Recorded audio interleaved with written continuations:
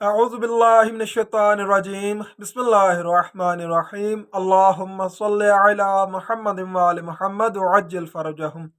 नाज़रीन इकराम, अस्सलामु अलैकुम रहमतुल्लाहि व बरकातुहू। जैसा कि मैं अपनी साबका वीडियो में आपको बता चुका हूँ कि नमाज के लिए वज़ू का, बदन का, लिबास का पाक होना ज़रूरी है, लेकिन कुछ मौके ऐसे भी होते हैं जिस जगह पे हमें गुस्ल की ज़रूरत पड़ती है। गुस्ल दो तरह की हैं, एक आपका वाजिब गुस्ल है और एक आपका मुस्तहब गुस्ल है। पिछली वीडियो में मैं आपको गुस्ल जो वाजिब हैं उनके मुतल्लिक बता चुका हूँ कि मासवाए एक आध के सभी भी जितने भी गुस्ल हैं जो आपने वाजिब की नीयत से किए हैं उनके लिए वज़ू की ज़रूरत नहीं है। आप अपनी वाजिब इबादत उससे कर सकते हैं उन गुस्लों के साथ। आज हम बात करेंगे मुस्तहब गुस्ल के हवाले से कि कौन कौन से ऐसे गुस्ल जो कि मुस्तहब हैं लेकिन उनको कर लेने के बाद भी आपको वज़ू की ज़रूरत नहीं पड़ती। सबसे पहले है गुस्ल जुम्मा, उसके बाद ईद उल फितर, ईद उल अज़हा का गुस्ल, लैलतुल कदर जिसमें 19वीं, 21वीं, 23वीं जैसा कि फ़िक़्ह जाफ़रिया में तीनों रातें लैलतुल कदर के हिसाब से हैं कि जी इनमें से कोई कोई भी है। उसके बाद शब बरात यानी कि जो 15वीं की रात है, ये गुस्ल है जो मुस्तहब है,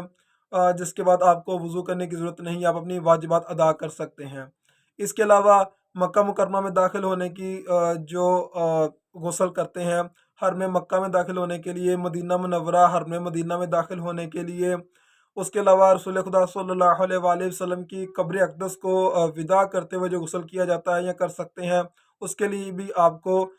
वज़ू करने की ज़रूरत नहीं है। मुख्तलिफ ऐसे गुस्ल हैं जिनकी डिटेल तौज़ील मसाइल में मौजूद है। शरीयत ने हमें काफ़ी ज़्यादा ऐसी सहूलत दी है कि अगर आप गुस्ल कर लेते हैं तो आपको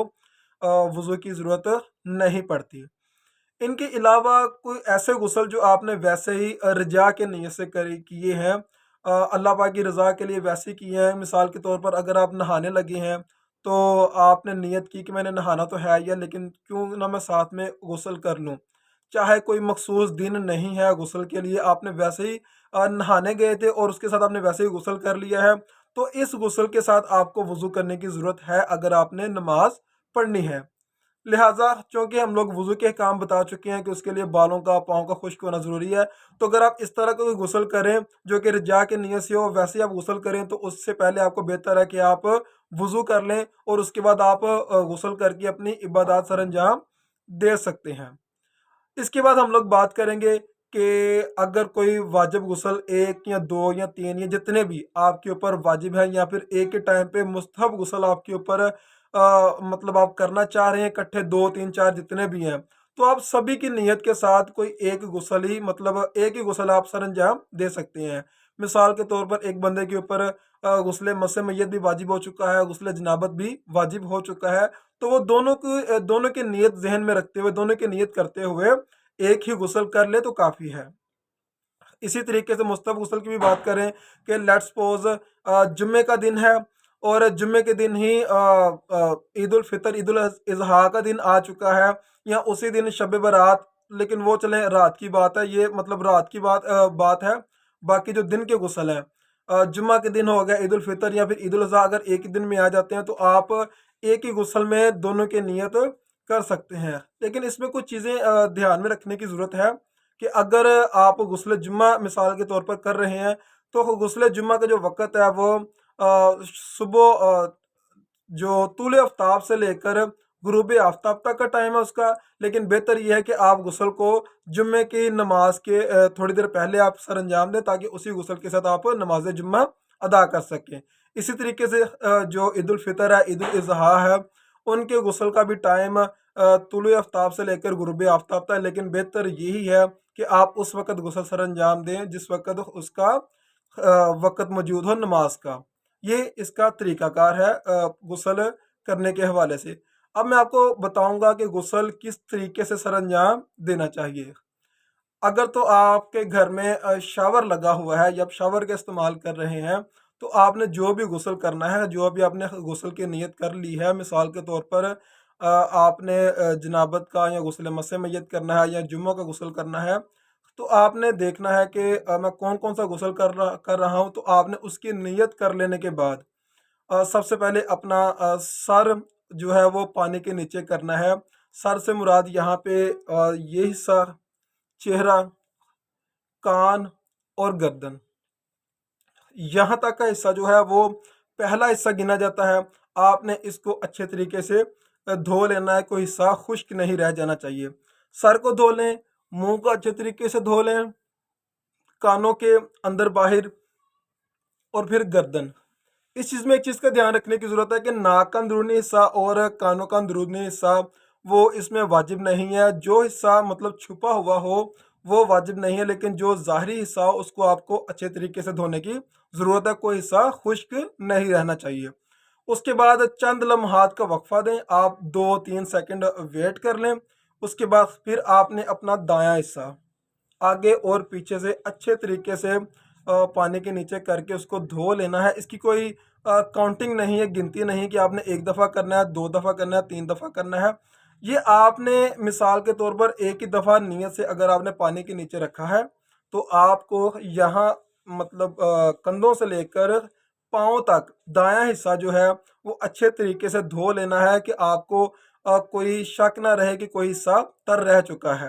اور اگر آپ دایاں حصہ دھو رہے ہیں تو بہتر ہے کہ تھوڑا سا آپ بایاں حصہ بھی اس میں شامل کر لیں تاکہ آپ کو تسلی ہو جائے کہ آپ کا دایاں حصہ مکمل طور پر دھل چکا ہے۔ اسی طریقے سے جب آپ نے دایاں حصہ مکمل طور پر پاؤں تک دھو لیا ہے، اب آپ نے بائیں حصے کی طرف آنا ہے۔ بایاں حصہ جب آپ نے دھونا ہے اچھے طریقے سے تو تھوڑا حصہ آپ نے دایاں بھی شامل کر لینا ہے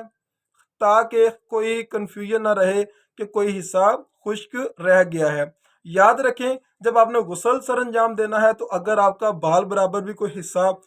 خشک رہ گیا ہے